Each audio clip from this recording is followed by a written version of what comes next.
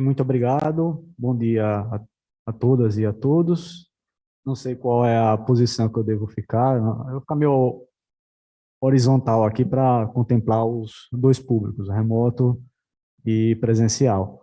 Bom, a palestra de hoje, de agora, é nomeada LGPD passo a passo, tá? Então, vou cortar aqui caminhos e ir direto para aquilo que mais interessa a vocês, que é entender como é que vai se implementar a LGPD, ou como se implementa a LGPD, melhor dizendo, numa empresa. Bem, o primeiro passo, qual é? O primeiro passo é conscientização. O Gustavo Nobre, que é meu sócio, já falou isso um pouco anteriormente na apresentação dele, sobre a importância da conscientização. Ou seja, é necessário que, para que se implemente a LGPD em uma empresa, em uma organização, é necessário que todos os envolvidos na organização tenham a consciência da importância da Lei Geral de Proteção de Dados Pessoais. Tá? Então, é necessário que, através deste processo de conscientização, todos os sócios, diretores, gerentes, colaboradores, enfim, todo o pessoal que trabalha naquela empresa e para aquela empresa, entenda a necessidade da implementação de uma cultura de privacidade. Tá? É até um pouco mais além do que simplesmente implementar a LGPD. É entender que aquela empresa agora deve funcionar de acordo com a cultura de privacidade que vem, sobretudo, em razão de uma obrigação legal. Mas, por favor, pode passar o slide. Mas uma coisa deve se ter em mente sempre, tá? É importante porque muitos profissionais, sobretudo profissionais da área do direito, infelizmente, vendem, digamos assim, fazem um discurso da LGPD em cima da questão da multa, enfim, da possibilidade de você ter prejuízo financeiro em razão da não implementação da lei. Mas a gente aqui, quando eu falo a gente, eu, Gustavo, enfim, toda a equipe que trabalha conosco, quando implementa a LGPD, nós sempre pensamos na LGPD não como algo negativo. E eu acho que também, eu acho não, as empresas precisam também, as empresas e organizações, precisam também entender não como algo negativo, tá? A LGPD não deve ser vista como obstáculo à atividade da empresa. Deve ser visto como algo que pode ser usado a favor da empresa, inclusive como discurso de vendas, tá? Pode passar, por favor? Bem, então, nesse processo de conscientização da organização, é interessante, como o Gustavo até falou anteriormente, é interessante que se identifique uma pessoa dentro da empresa que tem o melhor conhecimento básico, tá? Não vai entender tudo, obviamente, porque a depender do nível da empresa é praticamente impossível. O nível, digo, tamanho. Uma pessoa que consiga entender como é que funciona os principais processos e fluxos de dados dentro daquela empresa e que tenha uma afinidade com a LGPD para que seja o DPO dessa empresa, seja o encarregado de dados dessa empresa. Passado esse primeiro momento de conscientização, aí entramos, de fato, no momento de implementação da LGPD. O primeiro momento de implementação da LGPD é o mapeamento de processos. Mapeamento de processos, data mapping, enfim, não é algo exclusivo, obviamente, da LGPD. O Tyron aqui é um profissional que trabalha com isso, com mapeamento de processos, para além de LGPD ou existência de qualquer legislação ou obrigação legal. Tá? Data mapping é um procedimento que é utilizado para infinitas possibilidades de melhorias dentro de uma empresa. Mas aqui, especialmente falando em LGPD, esse mapeamento de processos vai se dar, obviamente, com atenção àqueles setores que fazem tratamento de dados pessoais.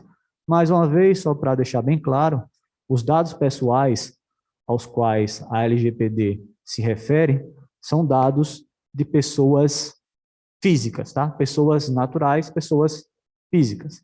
Os dados do Bruno, e não os dados da organização ou da empresa ao qual o Bruno faz parte, tá?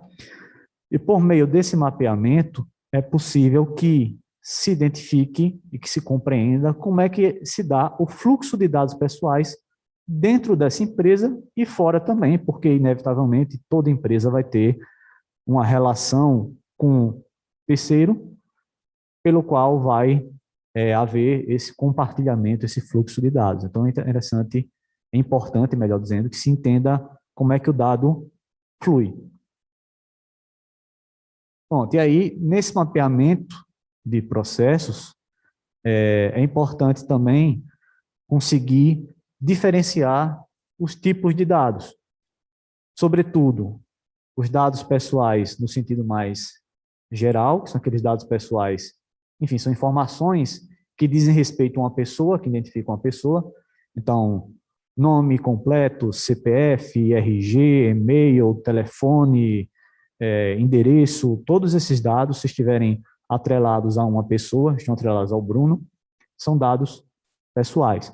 Só que existem alguns dados pessoais que tocam a questões mais importantes da personalidade do Bruno. E por isso eles são chamados de dados pessoais sensíveis. Tá? Então, são aqueles dados que lidam com questões como raça, etnia, saúde, sexualidade, orientação política, filiação a sindicato, orientação ou crença religiosa, dados biométricos, dados genéticos, enfim, são dados que acabam por afetar a intimidade da pessoa, ou seja, são dados que estão relacionados à construção de personalidade da pessoa, são mais do que um dado identificador, como, por exemplo, um RG ou um CPF, são dados que dizem respeito a o que eu sou mais em essência, nesse sentido. Então, por isso, eles são considerados sensíveis, tá? E por serem sensíveis, demandam maior cuidado, tá? Além disso, também, a LGPD dá um destaque à questão do tratamento de dados pessoais de crianças. A LGPD não diz exatamente, não define exatamente a idade da criança, mas fazendo uma ligação com o ECA, com o Estatuto da Criança e do Adolescente, a gente vê aí que 12 anos, tá? A idade, então entre 0 e 12 anos, se for necessário tratar dados pessoais de crianças, deve haver um cuidado maior, sobretudo no momento de conseguir captar o consentimento para o tratamento desses dados da criança, obviamente não da criança, mas sim do responsável legal. Pode passar. E aí eu falei em consentimento, e eu vou entrar num ponto muito importante. E aí, inclusive, posteriormente, se vocês quiserem perguntar para que eu desenvolva mais em cima disso, há um detalhe muito importante aqui na LGPD, que algumas pessoas que estudam a LGPD, sobretudo, estão estudando a LGPD mais recentemente, ou seja, não tiveram um tempo de maturação necessário, de aprofundamento necessário nessa lei, muitas vezes, ao chegarem numa empresa para fornecer uma consultoria, acabam por impor à empresa, ou enfim, sugerir que seja a empresa, que os processos de tratamento de dados dessa empresa passem pelo consentimento do titular, necessariamente falando. Só que, caso vocês observem a lei, o texto da lei, o texto da LGPD com cuidado, vocês vão ver que o consentimento do titular é apenas uma das hipóteses que a lei permite que haja tratamento de dados pessoais. Então, em resumo, para botar a questão de uma maneira bem mais simples. Bruno, eu posso tratar dados pessoais sem o consentimento do titular dos dados? Pode. Desde que você esteja enquadrado, desde que o teu ato, melhor dizendo, o teu ato de tratamento esteja enquadrado em uma das hipóteses elencadas aqui no quadro, que não o consentimento. Obviamente, o consentimento do titular é aquela hipótese de tratamento mais direta.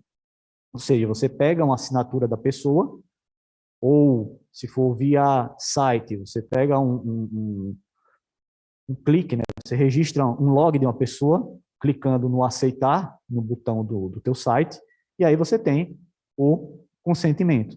Tá? É algo mais fácil de comprovar.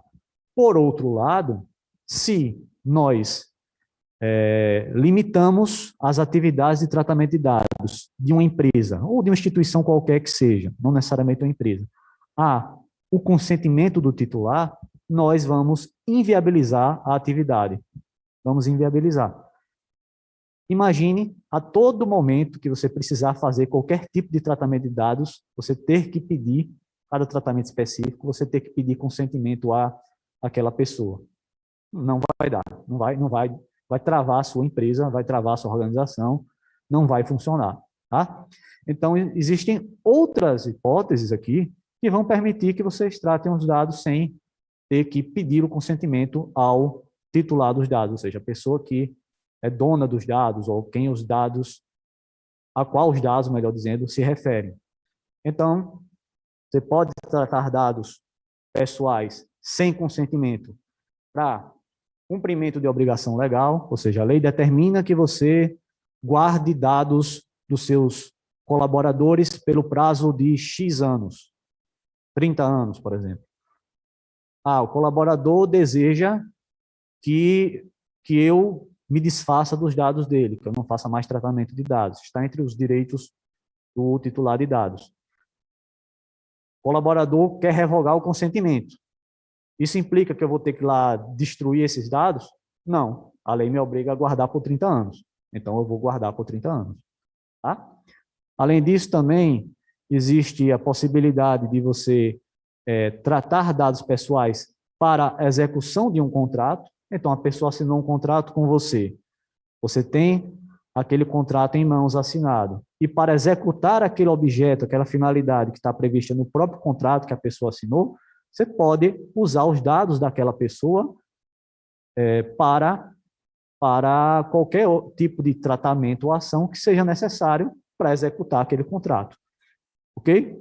Você também pode usar dados pessoais para proteção da vida ou incolumidade física da pessoa, inclusive também para a tutela da saúde em procedimento médico ou sanitário. Então, um médico, por exemplo, ao atender um paciente em uma situação, perdão se eu falar alguma bobagem aqui, urgência e emergência, eu não sei exatamente a diferença exata, mas numa situação em que o médico não pode entrar em contato com o paciente para dizer, você me autoriza a fazer esse procedimento?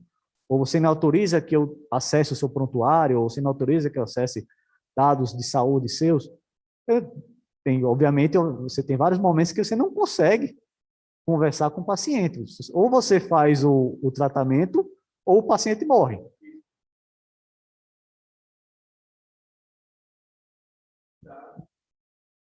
Uhum.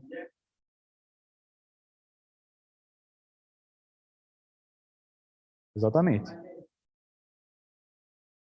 Uhum. Sim.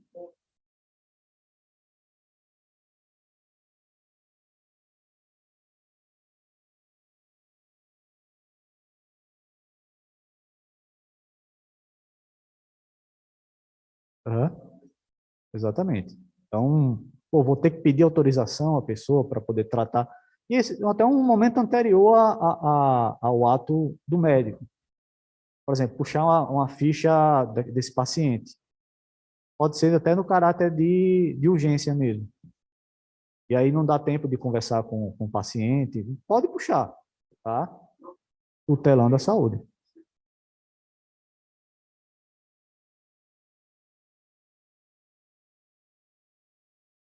Claro. E aí você tem a hipótese legal prevista aqui, diretamente na lei. Além disso, nós temos também o interesse legítimo do controlador, que muitas vezes cai um pouco numa zona meio cinza, mas é algo que a gente deve ressaltar aqui como importante. Então, tua empresa quer fazer envio de e-mail marketing, por exemplo, com a base de dados que foi coletada, foi colhida antes da vigência da LGPD. Tem muita gente que diz, que a base de dados que foi criada antes da LGPD, você não pode mexer nela agora, né? Porque tem um dispositivo lá na lei que fala que a NPD vai regular como é que vai se dar o uso ou tratamento dessa base legada. Bom, balela, você pode usar sim essa base de dados, claro, desde que a base de dados tenha sido criada dentro de um procedimento legítimo, tá? Então você você organizou essa base de dados através de prestação de serviços para os seus clientes, obviamente você vai poder tratar esses dados, tá? Vai poder tratar esses dados, claro, dessa vez olhando para LGPD. Mas você pode tratar esses dados sem nenhum problema. Você não poderia, de outro modo, se você tivesse adquirido essa base de dados de maneira ilegal. Por exemplo, são dados vazados de alguma outra empresa, você comprou esses dados, a gente sabe que existe isso, né? Você comprou esses dados e está utilizando esses dados para o teu serviço, para o teu negócio. Aí não, aí é ilícito e é contrário à LGPD, inclusive. Pode passar, por favor? E temos as hipóteses de tratamento de dados pessoais sensíveis, que são muito semelhantes, tá? Apenas existe uma rigidez um pouco maior em relação a como esses dados podem ser tratados, mas, mais uma vez, vocês veem que o consentimento é só uma das hipóteses, tá? Eu estou reforçando isso porque nós vemos com muita frequência, tá? Em consultorias ou em debates sobre a LGPD, um reforço, até da parte dos profissionais do direito, de que a base legal, a hipótese legal principal para tratamento de dados pessoais tem que ser necessariamente o consentimento. E não é. Tá? Pode passar, por favor? Bom, esse é o segundo momento. Tá? É o segundo momento e é um dos momentos mais importantes para a implementação da LGPD, que é a análise de gaps, tá? O gap analysis, ou como vocês quiserem chamar. Nesse momento, as pessoas que estão responsáveis pela implementação da LGPD naquela empresa ou organização vão mapear os processos, tá? Vão fazer um mapeamento, não, desculpa, tá falando do mapeamento do processo antes, né? Vão pegar esses processos que foram mapeados, tá? E a partir desses processos mapeados, vão identificar quais são as lacunas nestes processos, no que pertine, no que envolve dados pessoais, tá? E aí eu coloquei gap, lacuna, brecha, enfim. Mas pode ser que a lacuna, veja, a lacuna não é nos dados, a lacuna é no processo. Então pode ser que o problema no processo não seja dados a menos, mas dados a mais. Vou dar um exemplo aqui, tá? Já atendemos uma empresa em que, na verdade, não foi essa empresa diretamente, mas a gente ouviu falar essa história, a história é curiosa. Que a empresa coletava, no RH da empresa, se coletava a seguinte informação dos colaboradores, para qual time eles torciam. E, assim, coisa completamente desnecessária. Tá? Você perguntar ao teu colaborador para qual time ele torce e colocar isso como dado junto dos dados trabalhistas que, de fato, você precisa guardar. Outra coisa também que a gente poderia usar aqui como parâmetro, preferências políticas. São coisas com as quais você não é recomendável que você lide para você contratar ou não uma pessoa para sua organização, ou para você admitir ou não uma pessoa na sua organização. A não ser que essa organização tenha caráter político, por exemplo. Né? Tem um instituto, que é um think tank, relacionado a algum tipo de ideologia específica, aí sim eu posso, faz todo sentido, eu requisitar da pessoa dados referentes à preferência política. Mas, no mais, é desaconselhável.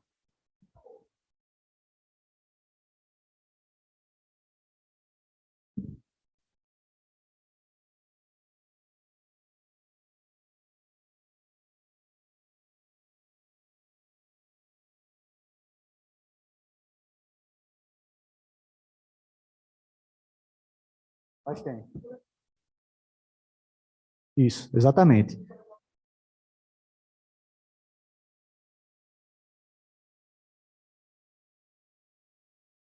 Uhum, exatamente. Então, nesses casos, foi uma boa colocação. Falando aqui de RH da empresa. Bom, e convicção religiosa? É razoável tratar dados sobre convicção religiosa de colaborador? Sim, não só por essa questão da testemunha de Jeová que não aceita transfusão de sangue, mas também para, eu acho que são os adventistas, né, que não trabalham no dia de sábado. Enfim, a religião da pessoa implica em algum tipo de restrição ou algum tipo de atividade que ele vai ter que fazer durante o horário de trabalho. Por exemplo, digamos que a pessoa seja um islâmico, e ele tem que rezar, eu não sei exatamente a prática, tá? Mas tem que rezar em um determinado momento do pôr do sol voltado para Meca. Então, isso é um dado importante. Por quê? Porque naquele horário, o colaborador vai ter que parar por alguns minutos para poder fazer uma oração, certo? Isso está dentro da convicção religiosa dele e faz sentido, faz todo sentido que a empresa trate desses dados, tá? Agora, por exemplo, se o colaborador é de esquerda, de direita, votou no Lula, votou no Bolsonaro na última eleição, quer dizer, o Lula nem participou, mas enfim, no Haddad ou no Bolsonaro, isso não é importante para uma empresa. Não faz sentido trabalhar com esse tipo de dado, ok? Mas, enfim, essa análise de gaps, como eu falei, pode mostrar tanto algo que está faltando, quanto algo que está em excesso, como nesses casos que eu falei. Você está tratando dados a mais. Trate a menos. Por que você está pedindo do seu colaborador a preferência política dele? No que isso impacta a tua atividade? Impacta algum impacto significativo? Nenhum. É só uma maneira de discriminação, por exemplo. Então, não trate esse dado, tá? E essas lacunas que se trata aqui, essas brechas, esses problemas, eles vão ser relacionados a excesso de tratamento de dados, às vezes até a falhas de segurança de dados, que é algo que vai ser muito recorrente e corriqueiro, normal. A gente passou de um ambiente de negócios em que nós, sobretudo empresas da área de tecnologia, poderiam tratar dados de maneira quase que indistinta, para um momento em que o tratamento de dados precisa seguir uma série de regras previstas na lei. Então, obviamente, alguma brecha, algum problema vai ser encontrado quando se fizer o mapeamento dos dados. E a partir dessas brechas, é possível criar a partir do conhecimento dessas brechas, desses problemas, é possível se criar protocolos que racionalizem o tratamento dos dados pessoais dentro daquelas hipóteses previstas na lei. Tá? Pode passar, por favor? Isso. Então, a partir daí é possível, a partir dessa análise de gap, é possível, inclusive, já preencher alguns documentos importantes, tais como o inventário de dados, o Gustavo falou sobre esse na exposição dele, e o relatório de impacto da proteção de dados pessoais, que é um tipo de documento exigível pela Autoridade Nacional de Proteção de Dados, a ANPD. Ela pode vir a exigir da sua empresa ou organização que apresente um relatório de impacto da proteção de dados. Então, com o mapeamento de dados, com o Gap Analysis, você consegue preencher esse relatório de impacto. Pode passar adiante. Então, vejam só, as lacunas nos processos da empresa não devem ser ignoradas ou varridas para baixo do tapete. Que a gente sempre fala quando atende alguma empresa prestando consultoria. Não é para esconder, tá? Tem que aparecer justamente para ser corrigido, ok? Esses problemas, esses gaps, nos falam da necessidade de melhoria nos processos e da necessidade de implementar protocolos de tratamento de dados à luz da LGPD. Pode passar? A gente já ir nos direcionando aqui para o final. E aí a parte mais rigorosa, digamos assim, de implementação da LGPD, que é a execução de um plano de ação e implementação da LGPD, por assim dizer, né, per si, tá? Então, a partir do mapeamento dos processos, da verificação dos gaps, a empresa já vai ter aí com ela informações suficientes sobre como o dado transita dentro da organização e fora da organização, para poder, a partir daí, conseguir exercer o maior controle possível sobre esses fluxos, sobre esses processos.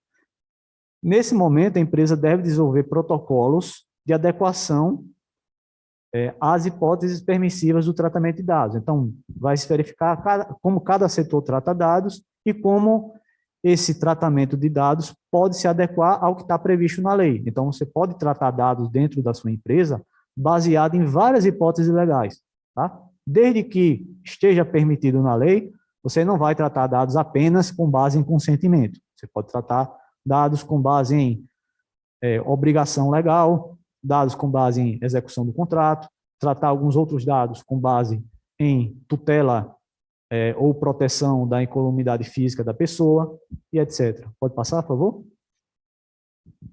E aí, falando, claro, de maneira menos técnica, nessa execução de plano de ação e implementação da LGPD, vai tomar as medidas necessárias para a adequação da empresa, tanto em caráter de documento, documental, quanto procedimental. Pode passar? Pode passar, por favor? E aí, como é que se dá a adequação documental da empresa? Nós temos alguns documentos aqui que são listados, tá, pela ANPD, são listados no site do governo federal, que fazem parte do procedimento de adequação de uma empresa à LGPD. Então, a empresa vai precisar de uma política de privacidade, perdão. Se a empresa atua no campo digital com site ou com aplicativo, também uma política de cookies, tá? Política de governança de dados, que é semelhante à política de privacidade, mas é algo mais amplo e voltado para o público interno, ou seja, para o pessoal da empresa e não para o cliente, tá? O cliente ou o usuário. Protocolos de gestão de riscos, e aí envolve toda a questão de segurança de dados, e o relatório de impacto à proteção de dados pessoais, que não é um documento necessário para todas as empresas, para todas as empresas de todos os portes, mas que pode vir a ser requisitado pela NPD, sobretudo se acontecer algum incidente de dados, um vazamento, um roubo, ou coisa do gênero. Pode passar. E aí, por fim, a questão da adequação procedimental. Tá? E aí é o momento em que a empresa vai adotar medidas de segurança e de cibersegurança de dados. Essas medidas são previstas, várias dessas medidas são previstas nos documentos da ISO 27001 e ISO 27002. Tá? Vocês encontram as principais necessidades no que diz respeito, sobretudo, à cibersegurança de dados. Tá? Além disso, também a empresa deve passar a um processo de readequação de seus procedimentos internos de tratamento de dados, de acordo com as necessidades de segurança de informações dessa empresa. Tá? Então, a empresa vai precisar fazer uma mudança de cultura organizacional e proceder às melhores medidas de segurança previstas por exemplo, nas ISOs, né, que são documentos internacionais, são referência não só para a implementação da LGPD e da cibersegurança no Brasil, mas no mundo inteiro. Okay? Pode passar adiante. É isso, tá? Eu agradeço, aqui estão os meus contatos, telefone, e-mail e meu Instagram, e paro por aqui para não... acho que já passei dos 15 minutos. Bruno, muito obrigado pelo... Aqui, deixa eu só fazer uma pergunta para ele rapidinho. No caso com essa implantação da LGPD, por exemplo, eu tenho uma lista de alunos que faz parte do meu curso online, e a gente vai fazer um lançamento de um novo curso. Eu posso lançar um e-mail marketing para esses alunos que assinaram o outro curso, ou eu tenho que fazer uma nova captação de leads para poder fazer o e-mail marketing para eles? Você pode fazer e-mail marketing sem nenhum problema. O que a gente recomenda é que você dê a opção a esses alunos de não mais receberem comunicações, melhor dizendo, suas. Tá? Pode ser, de repente, que o aluno fez aquele seu curso e não tem interesse em mais outro curso, ou eventualmente, certamente não, que não gostou, certamente não, mas, mesmo assim, o aluno não quer fazer mais nenhum curso. Dá a opção a ele de não receber mais essas comunicações. Mas, obviamente, o cara foi seu aluno, né? A pessoa foi seu aluno. Você pode entrar em contato novamente. Essa base de dados que você tem, esses seus alunos, é uma base de dados legítima. E o contato com esse aluno para oferecer um novo curso, que muitas vezes é do interesse do aluno, isso se baseia na hipótese legal do legítimo interesse, artigo 7º, inciso 10, se eu não me engano, da LGPD. Então, você pode fazer isso. Agora, claro, atentar para não ser intrusivo, não perturbar, né? Então, é interessante mandar um e-mail e, no e-mail, dar a opção que a gente chama de opt-out. Se o aluno não quiser mais receber comunicações suas, que ele possa informar por algum canal, seja pelo próprio e-mail que ele recebeu, seja por algum hiperlink que ele vai clicar para deslistar ele dessa lista de e-mails, ok?